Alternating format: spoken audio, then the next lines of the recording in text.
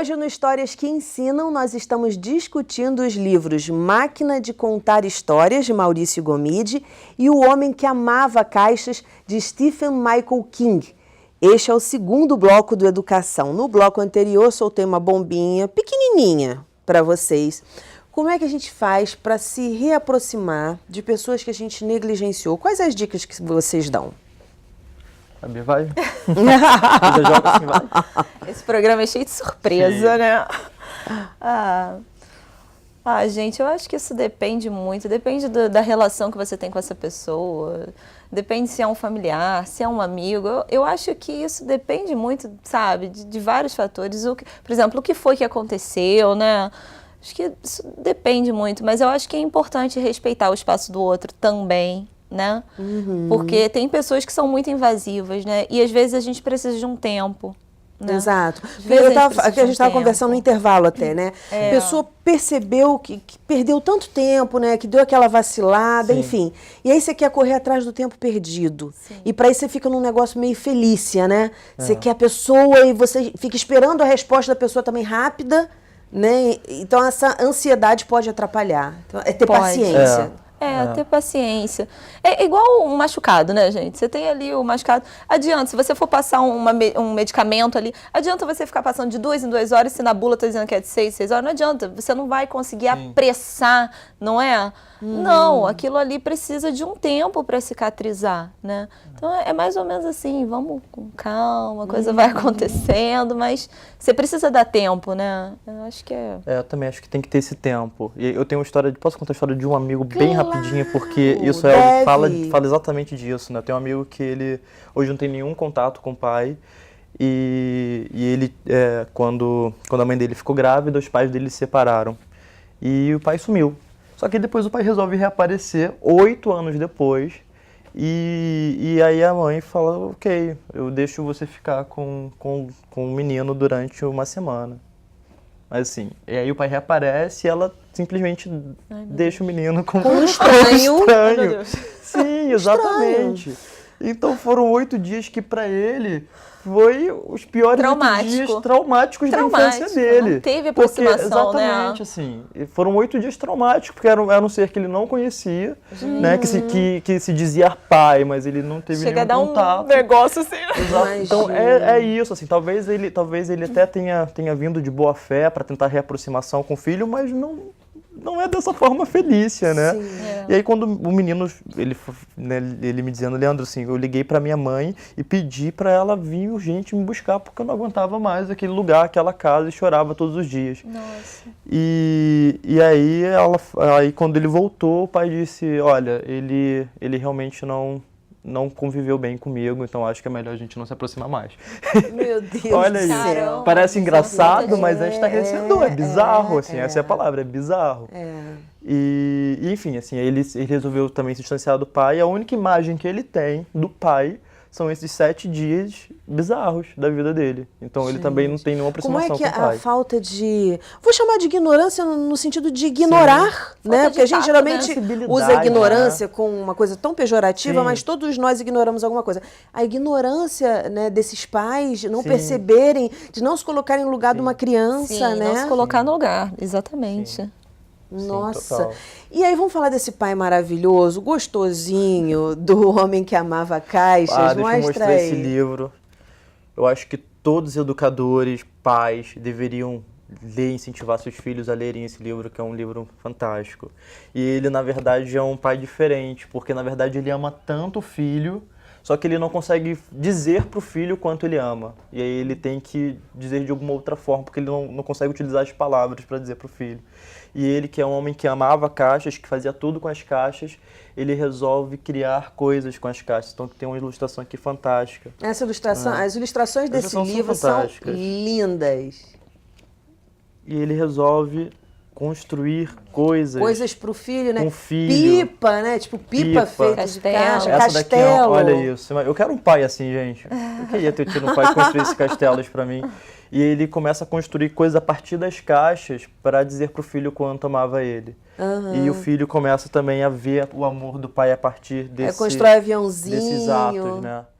Então, às vezes é isso, você não tem tempo para estar com seu filho, mas são essas pequenas construções. Chega em casa, eu lembro de eu tenho muitas histórias na minha cabeça. Eu lembro de um amigo que dizia que o pai dele chegava muito tarde e amarrava um nó na coberta dele enquanto ele dormia.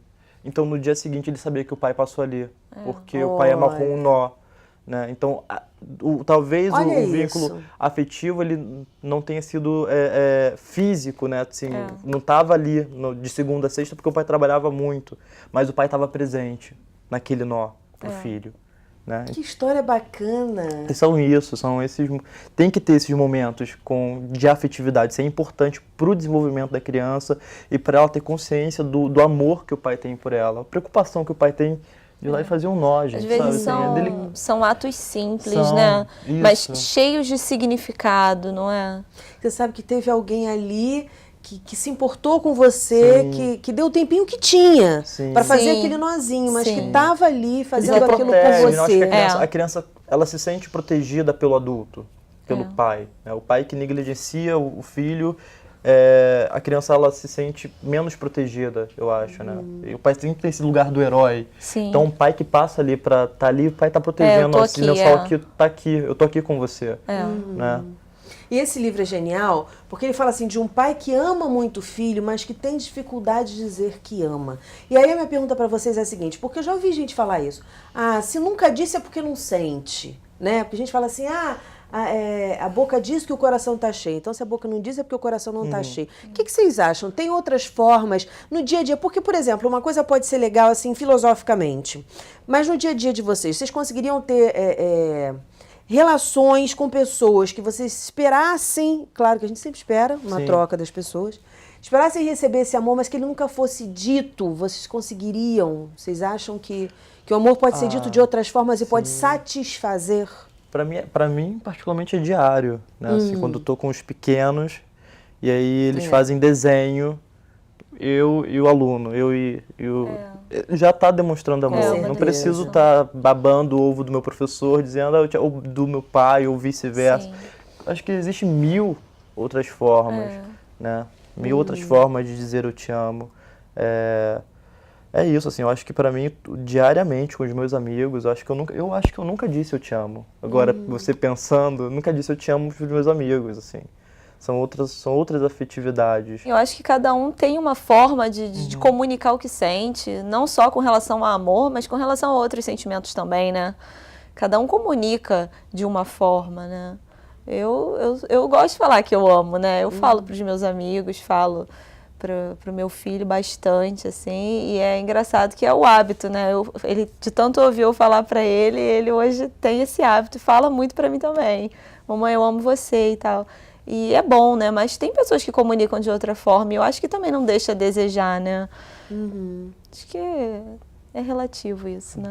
E às vezes o amor, você falou do seu filho, e aí eu lembrei de um terceiro livro que você tinha dado. Mostra pra gente que é o Terceiro Ouvido. O Terceiro Ouvido, tá aí. Que é maravilhoso, que é um garotinho, que esse pai, se ele conseguiu um pedacinho desse terceiro ouvido, ele deve ter se desmanchado todo. É lindo esse livro também. Esse livro é fantástico e esse livro, na verdade, é um pedido para o filho, para o pai amar ele. Posso ler um trechinho só? Claro, claro.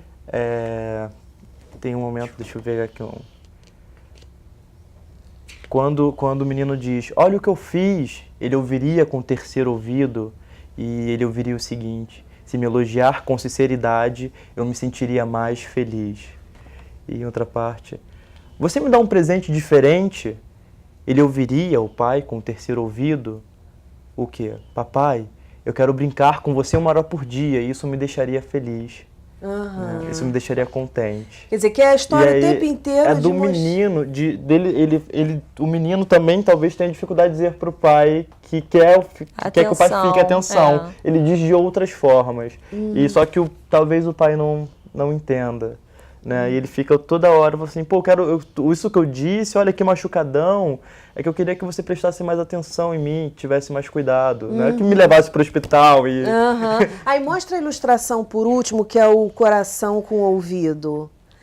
Porque a história toda é que ele fala o seguinte, que talvez o pai não escuta ele, né? Sim. E ele também não consegue se falar realmente, sim, deixar o coração falar. E aí ele diz, pai, talvez se você tivesse um terceiro ouvido, você conseguiria me escutar. É muito linda, muito linda, muito linda a história. Muito legal. E aqui, ó, essa última parte é como se o pai conseguisse ouvir o filho com o terceiro ouvido mesmo. E aí sim, ele prestou atenção no que o filho estava falando e entendeu o que o filho estava falando. E aí sentaram para brincar. E aí sentaram para se amar. Para se amar, literalmente. Esse programa hoje tá melosinho. Mas tá docinho, né? Docinho é legal, todo mundo gosta. Acho que é importante também falar de amor nesse mundo tão violento que a gente está. As pessoas estão precisando, de uma forma geral, de um terceiro ouvido, né? Muitas. Sim. Algumas, não quero ser pessimista. Algumas estão precisando de um terceiro ouvido, né? É tão importante a gente ser ouvido, né? Ouvir com o coração mesmo, né? E é uma forma de carinho muito grande, né? Ser ouvido, né? Alguém que te escute. É mais do que um eu te amo. Né? Agora, é uma forma de dizer eu te amo. Algo que eu acho interessante, a Dani comentou, né, que tem esse ditado de a boca fala que o coração tá cheio. Eu acho que é mais ou menos, porque tem os momentos que a gente sai um pouco né? E aí acaba falando coisas que não pensa, né? É a coisa do momento mesmo, né? Então, às vezes para magoar o outro, né? Para tipo, olha, eu não preciso de você, eu não me importo. Se importa muito, mas é aquela coisa de tipo dizer, olha, eu não me importo. E aí acaba falando coisas que, na verdade, não sente, né? Acho que não é muito verdade essa... Sim, né? Sim, com certeza. Você fala disso de escutar, tem eu esqueci o nome do autor que fala sobre escutatória. E aí, acho que a gente tem, falta realmente o escutar, assim. Parar de a gente falar o tempo todo, querer falar, porque a gente, às vezes o cara fala algo, a gente já está processando para falar em cima do que ele falou. A gente nem parou para escutar. E eu que dou oficina de contação de histórias, acho que vou começar a repensar e fazer oficinas de escutatória. Né? Como legal. Ensinar a ouvir. Contrário. Porque realmente a gente está no processo somente de falar, o que o outro pensa, melhorar. Olha, eu vou falar uma coisa, você está no finalzinho do programa, mas eu vou falar. Uma situação que me ensinou o poder do silêncio. Porque o silêncio, dá para gravar um programa só sobre silêncio. Né? Eu lembro que uma vez eu estava com um namoradinho, e esse namoradinho, estávamos eu, esse namoradinho e um amigo dele. E eles ficavam muito em silêncio. E eu não tinha muita intimidade com esse amigo, né? E às vezes ficávamos os três assim em silêncio. Aí eu ficava, gente, mas esse povo não vai falar, não? Mas aí eu falava alguma coisa. Quer dizer, o silêncio é uma coisa compartilhada, mas é algo que na época eu não entendia, assim, que eu podia ficar e que eu podia entrar naquela onda e que o silêncio também é uma forma de intimidade. Sim. Porque o que você está falando, né? Um quer falar, o outro quer falar, eu quero falar de mim, você quer falar... Eu já até falei disso aqui também em outro programa, já até discutimos isso. Mas o silêncio é bacana também. Vamos dar voz a esse silêncio, né? O silêncio demonstra intimidade também, né? Exato. Porque você não fica em silêncio. No elevador, gente. O clima tá bom, né? Tá chovendo. Pois hoje fez um sol danado. É sinal de intimidade, não é? Você só pode ficar em silêncio, assim, tranquila, sem se preocupar, né? Do lado de uma pessoa que você se sente confortável, né? Então, é importante também, né? Por isso que o elevador é aquele desconforto, nota tempo. O elevador sempre nota tempo. Sim, o silêncio e o ouvir, né? Assim, conseguir ouvir e processar o que você ouviu, né? Que é exatamente o que o livro fala, assim. É ouvir com cuidado. E para ouvir com cuidado, a gente precisa de silêncio interno. Porque a mente fala o tempo todo. Quando a mente, de paz, né? Quando a mente para de falar um pouquinho, você consegue ouvir com cuidado seu filho, sua mãe, consegue ouvir com cuidado os amigos. E aí é um outro ouvir. Gente, muito obrigada. O programa já acabou, já está assim. Não dá, com vocês não dá, né? A gente tem que ficar conversando. Muitíssimo obrigada pela participação, pela presença mais uma vez, por todas as histórias que vocês nos ensinaram e sempre nos ensinam. Sucesso e parabéns. Obrigado. Obrigada. O nosso programa fica por aqui. Na segunda-feira que vem, nós temos encontro marcado às 9h da noite. Educação, se você não se envolver, não rola. Dias felizes, paz do eu e até lá.